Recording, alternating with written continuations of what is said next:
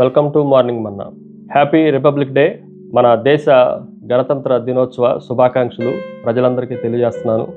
దేవుడు మనల్ని దీవించును గాక. వాక్య దర్శనం కొరకు దానియేలు గ్రంథం 11వ అధ్యాయం 32వ వచనం.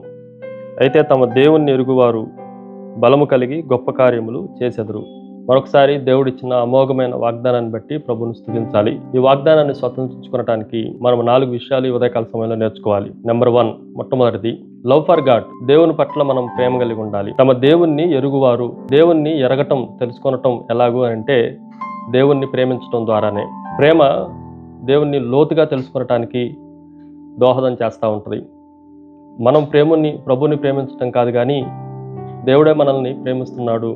కాబట్టి మనం ప్రభుని ఎరగటం కొరకు ప్రభువే పరలోకం నుండి దిగి వచ్చాడు.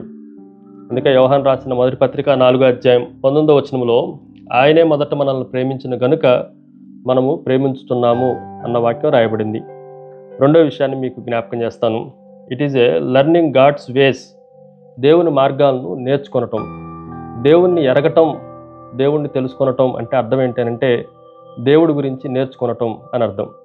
దేవుణ్ణి మనం ఎంతగా ఎక్కువగా నేర్చుకుంటామో, విశ్వాసం ద్వారా, వాక్యం ద్వారా, ప్రార్థన ద్వారా ఎంతగా నేర్చుకుంటే అంతగా దేవుని గురించిన జ్ఞానము, దేవుని గురించిన తెలుసుకొనటం, ఎరగటం మనకు తెలుస్తుంది. కీర్తన గ్రంథం 119వ సంకీర్తన 105వ వచనంలో నీ వాక్యము నా పాదములకు దీపమును, నా త్రోవకు వెలుగునై ఉన్నది.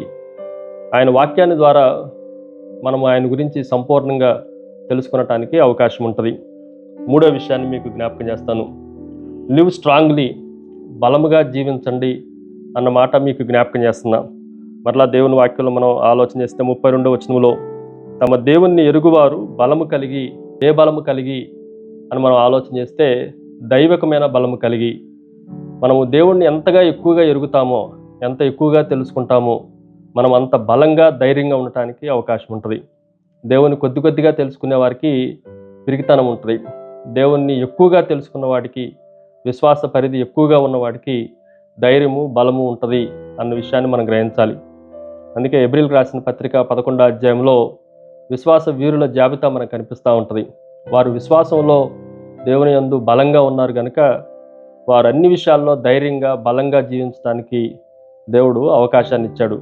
ఒక వచనాన్ని నేను చదువుతున్నా. 33వ వచనంలో వారు విశ్వాసము ద్వారా రాజ్యములను జయించిరి, నీతి కార్యములు జరిగించిరి, వాగ్దానములు పొందిరి, సింహాల నోళ్లను మూసిరి అని రాయబడింది. అంటే ఇంత ఎక్కువగా ప్రభుని విశ్వాసంతో తెలుసుకున్నారు కనుక అంత అద్భుతమైన జీవితాన్ని, బలమైన జీవితాన్ని జీవించడానికి అవకాశాన్ని దేవుడు కలిగించాడు. చివరిగా మనం ఆలోచన చేస్తే లీడింగ్ ఇన్ గ్రేట్ థింగ్స్. గొప్ప విషయాల్లోనికి మనల్ని నడిపిస్తుంది.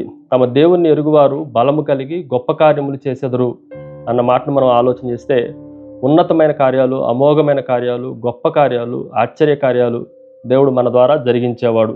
ఫిలిప్పీయులకు రాసిన పత్రిక 4వ అధ్యాయం 13వ వచనంలో నన్ను బలపరచువాని యందే నేను సమస్తమును చేయగలను. మనం గొప్ప కార్యాలు చేయటానికి దేవుడు మనల్ని సిద్ధపరచును గాక. ప్రార్థన. సకల ఆశీర్వాదములకు కారణభూతుడవు తండ్రి, నిన్ను ఎరిగి బలం పొందుకొని ఆశ్చర్యమైన గొప్ప కార్యాలు, అద్భుత కార్యాలు జరిగించడానికి మీరే సామర్థ్యాన్ని అనుగ్రహించమని యేసుక్రీస్తు శక్తి కలిగిన నామమున అడిగి వేడుకొంచున్నాం తండ్రి. ఆమెన్. God bless you.